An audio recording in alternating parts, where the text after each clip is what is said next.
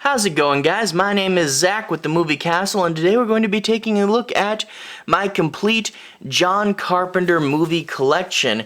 Now, I want to say before going into this that this is part one of a two-part video because my camera will only let me record so long, and I don't know if I want to release a ginormous video anyway. So, part one of two. This is a Blu-ray DVD collection. Not dual formats on all, so some are on DVD, some are on Blu-ray, and a few are on both. Also, this is just the movies that he directed, so like his early shorts, which I don't think ever got a proper DVD release, aren't on here, but also things that he produced or wrote but didn't direct might not be on here. A good example is The Eyes of Laura Mars, which he wrote at the same time as Assault on Precinct 13. He wrote this but didn't direct it.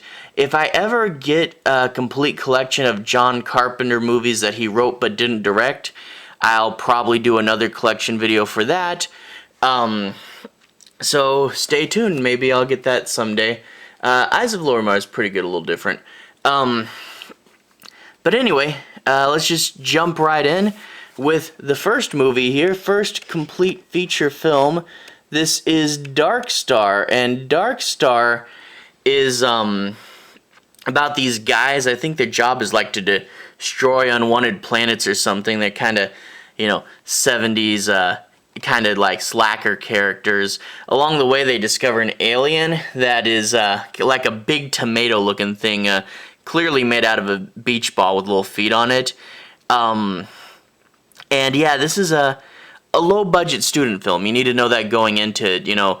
John Carpenter would do big and great things, but everybody starts off with stuff like this. Low-budget student film, and you can see it. It, I think, got expanded to make it into a more theatrical movie when John Carpenter's name was really big.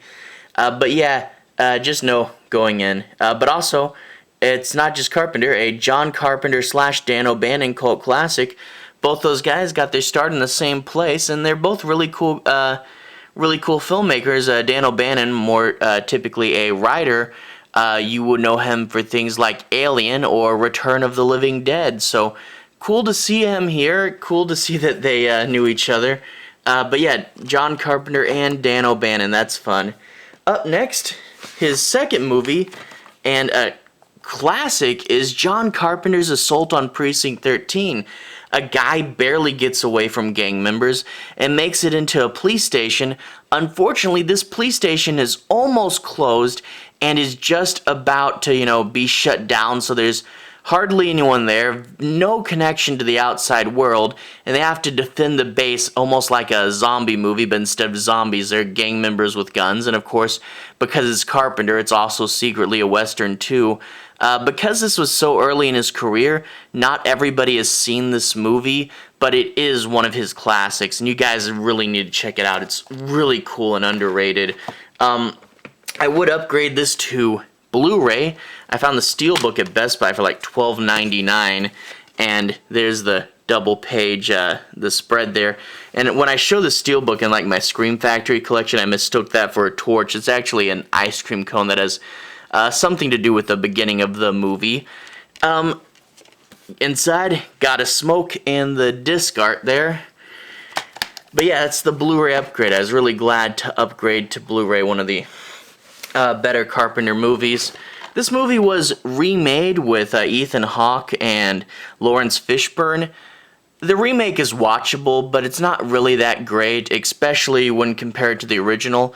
If you guys haven't seen the story before, definitely go for the original. The remake, it's a way to pass a lazy Saturday afternoon, but not really that great, but you can watch it. It's watchable, and more for curiosity of the people who've seen the original.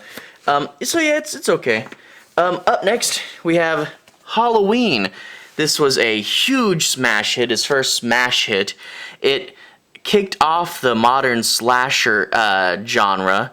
And yeah, it's a cinematic minimalism and horror. Basically, Michael Myers, The Shape, he stalks and kills people, and you'll barely see him in the background, and he'll stand still, talk about the minimalist aesthetic. But then you get into really cool and exciting kills, and of course, at the end, it does turn into another Western, because it's Carpenter with the showdown and stuff, Michael Myers versus Laurie Strode, and played by Jamie Lee Curtis, and Donald Pleasance. And yeah, it's a really fun movie. If you haven't seen it, which most people have seen, well, a lot of horror fans have seen it, but definitely check it out. It's really good, even if you're not into slashers. This set that Scream Factory put out was the complete set at the time. John Carpenter only really directed the first one. He had some involvement in the sequels, usually as a producer. But Halloween, Halloween 2, Halloween 3, which goes in a different direction. 4, where it comes back. 5, 6, the end of the first run. Halloween H2O, a reboot that only includes 1 and 2, and erases all the others. Resurrection, a sequel to that. The 2 zombie film remakes. Overall, they're all at least okay, Most of the sequels are actually pretty good. I like them. But in addition to that, I knew it was going to fall down. More of an angle. Okay. In addition to that, you would get the Halloween 6 producer's cut. Basically, the director kind of ran crazy with his own ideas. The producer's cut is more the story that they originally wanted to tell. So definitely check out this version of the film. It is significantly better. And it just recently got released. It was one of those things people talked about on the internet for a while, and no one ever thought would actually come out. And hey, they released it on physical media, so I'm definitely going to give a separate review for that when I get through there in the Halloween series. This is the Blumhouse Halloween sequel to Halloween, so it only counts the first Halloween movie in continuity. It's pretty good, one of the better sequels, and new ones coming out, I think, next year. I think they might have wanted to do it this year, but, delays. Same year as Halloween, Carpenter made Someone's Watching Me, a made-for-TV horror movie where this lady's in her apartment, someone in another building is watching her every move and stalking her, and, turns into a killer movie. It's pretty good, but obviously a made-for-TV movie, so not quite as big and cool as everything else. This Twisted Terror collection had a lot of cool movies, but these didn't get as much release as they should have, and it took me a while to find this movie, but eventually started seeing it every now and again. But yeah, it's a fun made-for-TV Carpenter movie. Not as good as a lot of his other stuff, but, if you haven't seen all of Carpenter's movies and you want to dive into the deep cuts, it's fun enough. But yeah, made-for-TV. Another made-for-TV movie up next, Elvis. It's a biopic, a story of Elvis's life, but check out this top part. A John Carpenter film, Kurt Russell is Elvis. So yeah, Kurt Russell. This would be the first time Kurt Russell's name appears, but not the last. This is the beginning of a beautiful friendship. John Carpenter and Kurt Russell telling the story of Elvis. So not usually the thing he normally does. I think this is the only biopic here, non-fiction type deal. But hey, John Carpenter doing a made-for-TV Elvis movie, definitely fun.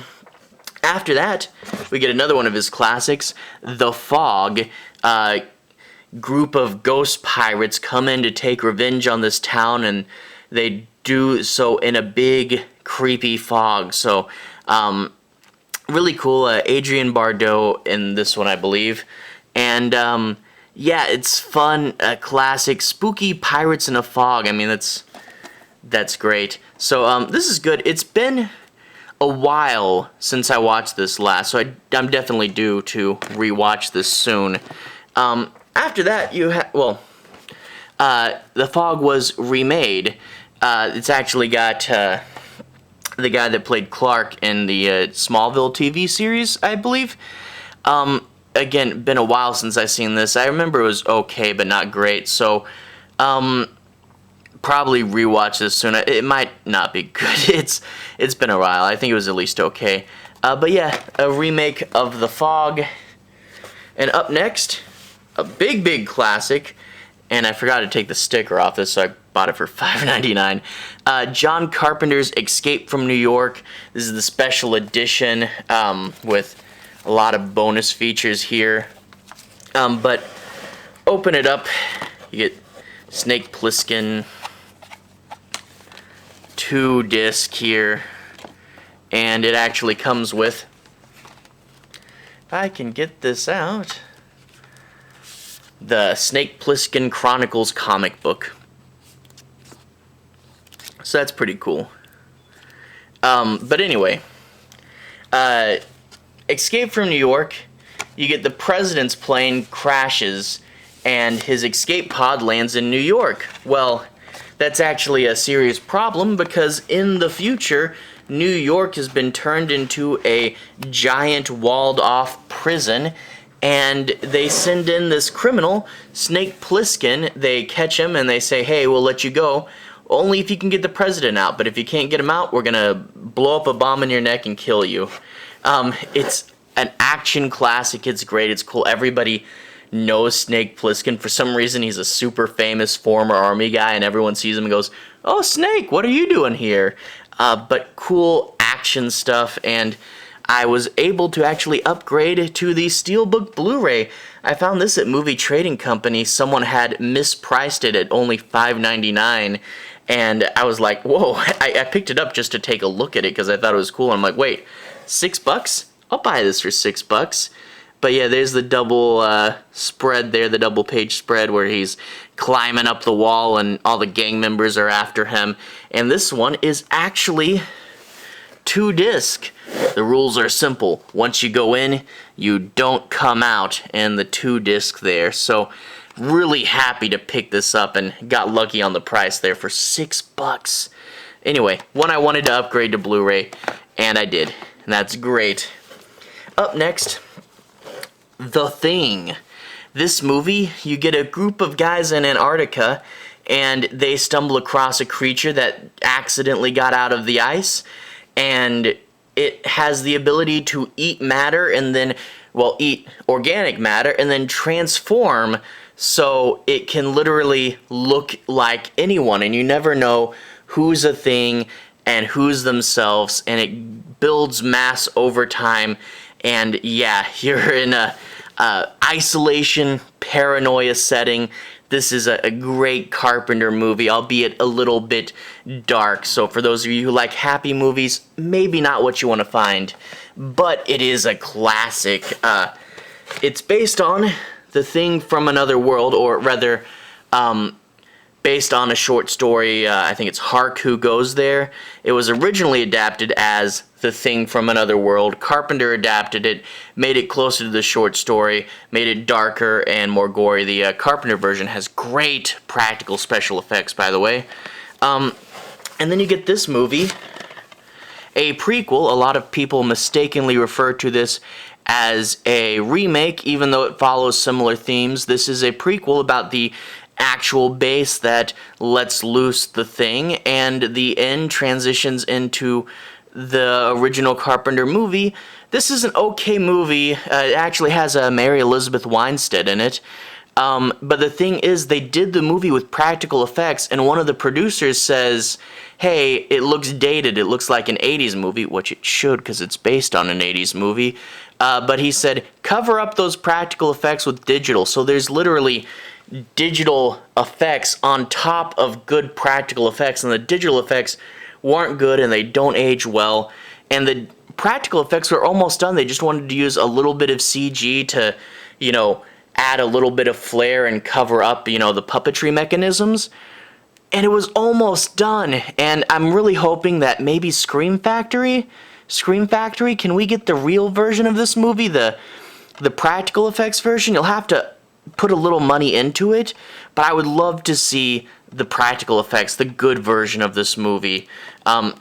Hey, if the Snyder Cut's actually getting released, maybe we can get the real Thing prequel. You never know.